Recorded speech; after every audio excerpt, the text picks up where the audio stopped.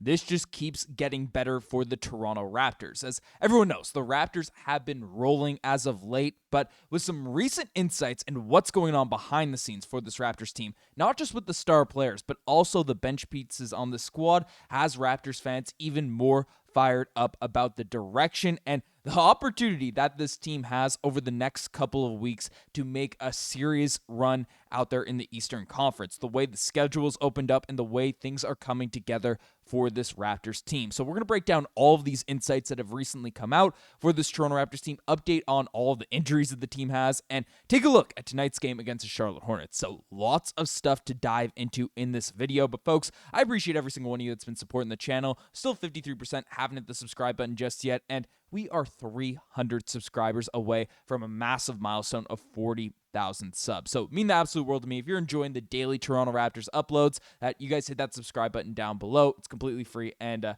you get your daily dose of Toronto Raptors news. So let's dive into that news because the Raptors, as we know, right, are a team, the whole squad has been rolling, right? Scottie Barnes has been electric. The entire roster has just been rocking and rolling as of late. And you see the latest, the last few wins, right? The Raptors in their last 8 games have won 7 of them, which is just crazy to see, especially after the start to the season that they had. But the Raptors are not satisfied with what's going on. I'll talk about the, star players' comments first. Scottie Barnes came out and said this. It's been a long time, man. I know we've probably been struggling here in Toronto, but I'm happy and we're super blessed to be in this position. But we can't take anything for granted. It's still a grind. We have to still stay hungry. Just because we're over 500, that doesn't mean a single thing. Now, this is exactly what you want to hear from your star player in Scottie Barnes because, of course, this team has struggled in seasons past, and it's easy, you get the pizza parties going, we get this, I got to get the right animation brought up here, but you get the pizza parties rocking.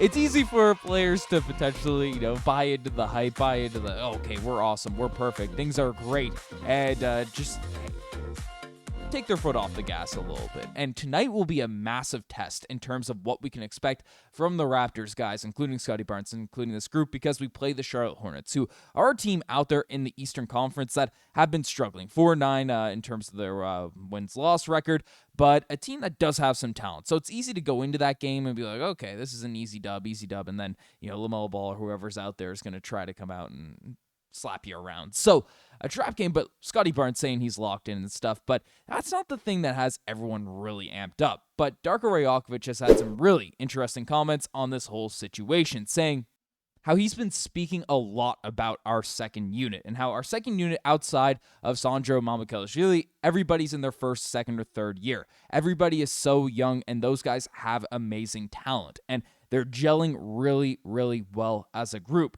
They are improving, and they're also very ambitious. They are hard workers. They are coming into every single game ready to compete. It's a luxury, definitely, to have this group of guys on a team. And you love those comments of Darko Rajakovic. Obviously, he's always gassing up the players, gassing up the guys that we have on this group, but that is not a word of a lie of what Darko Rajakovic just talked about. Of course, you have your youngins, you have your Jamal Sheds of the world that have come out and just become one of the better on-ball defenders at the guard position in the entire NBA. Facilitating, doing everything like that off the bench. Gradey, Jakob Poeltl, despite their minutes being up and down, especially comparative to previous seasons, they have not complained whatsoever, and they've been able to come out, knock down shots, and play with intensity every single night.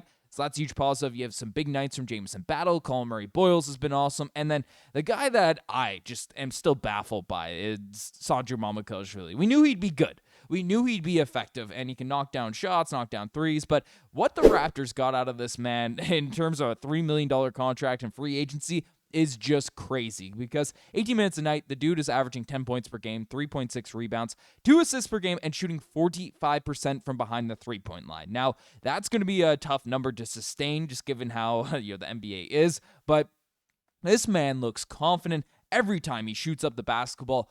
Every Raptors fan that's watching the game expects it to go in, which is just something off the bench for this team in the front court where the Raptors are still very thin out there in the front lines. Again, Mamu's more of a power forward, but he's been playing that stretch 5 center position for this team. Mamu has been very, very effective playing that role for the Toronto Raptors. So I've been very, very happy with this bench unit. Darko Rajakovic is amped up, and he is trying to keep them motivated, keep this young group locked in, and it's translating out there on the basketball court. So that's been great to see. And speaking of the center position, Jakob Poeltl had this to say, that obviously there's still things we want to improve on. We are by no means perfect, but what I give ourselves a lot of credit for is the way that we're figuring out games. Like, we might not have the best start to games. We might have some mistakes early on, but we've always figured out, at least over the last 8 games, we figured out a way to respond to whatever the other teams are throwing at us and really dialing in to the weaknesses that we can exploit on the other team and figuring out what they're trying to do and taking that away as best as possible. So yeah,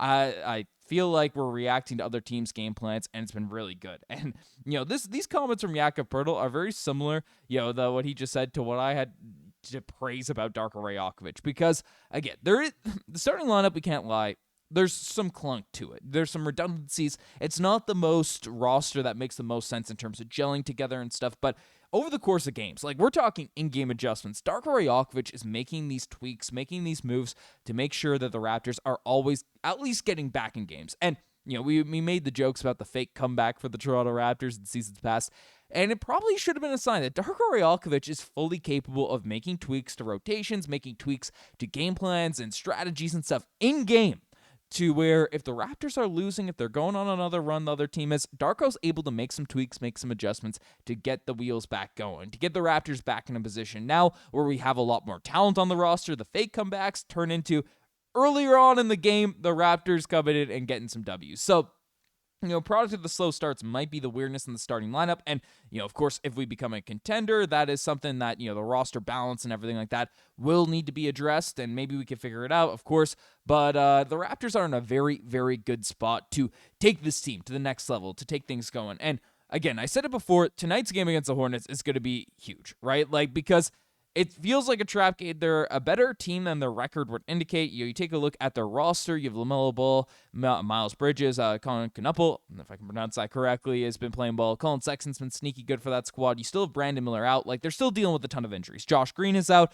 Brandon Miller is out. And you have Salon out there with in the G League. And then, of course, Grant Williams is out on this lineup. But, you have some talent out there on this team. They're a sneaky good defensive squad. The Hornets are not a team to be just are going to roll over and die if the Raptors aren't locked in. So I'd argue this is one of the bigger games of the season right now to really carry on this momentum that the team has had, because they are a half game out of the second seed. And even though the Knicks don't have Jalen Brunson here right now, the Cavs don't have Darius Garland, and the Hawks, they've been rolling without Trae Young as of late, which is an interesting note to take a look at in the Eastern Conference. But, the Sixers on your tail, you want to create separation when you have a schedule like this. The Hornets, the Sixers are a good team, but the Wizards, the Nets, the Cavs, you can't be dropping games to these weaker squads. So I'm looking at this game as one of the most important of the season to continue this momentum the Raptors have been on, and we could really hype up what direction the squad is going. But let me know what you guys think about all this in the comment section down below. You guys have the best thing as far. Subscribe to the channel if you guys haven't already. Anyways, I'm signing out.